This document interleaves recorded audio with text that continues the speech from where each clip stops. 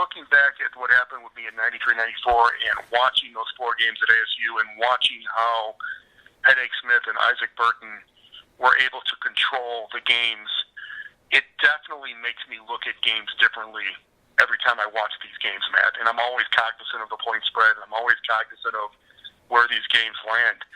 But I'll tell you what, I believe in my heart it's next to impossible nowadays to fix a team sport.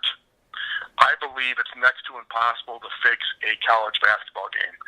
Because what happens is you've got the superstar players that are dictating these teams and dictating everything that happens on the floor are just 1 or 2 years in college, and they're playing for the pros. They're playing for the NBA slot position.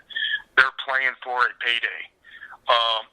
In addition to that, you don't have a player like I had with Headache Smith that plays the entire game, dictates the entire game, and even if he's having an off night, that the coach is going to still put the ball in his hands and trust in his hands. Like Bill Frieder, when he was coaching Arizona State, left Headache Smith in the game the entire game. He led the NCAA in minutes played. You don't really see that a lot nowadays. And any player that's going to be a second-tier player is not going to be able to dictate the team the way Headache Smith did. So I think team sports as a whole nowadays are really tough to have a fix in. I think basketball's next to impossible. I think football's next to impossible. You got 22 players on a football field at any given point. I mean, even if you had the quarterback, and the quarterback threw a couple picks in the first quarter, more than likely, the coach is going to yank that quarterback out of the game. So you don't have a player that can control the game anymore that can dictate, that I would be comfortable on wagering on, putting a great deal of money behind, that can dictate the outcome of a game.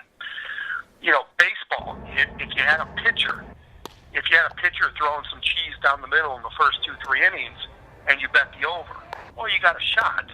But these baseball pitchers are making crazy amounts of money. You're not going to motivate them with chump change.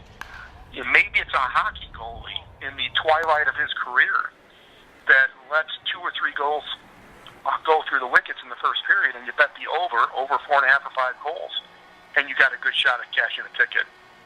But other than those examples, Matt, I think team sports are really tough to successfully do a fix and control the outcome. I believe that individual sports have a recipe for corruption.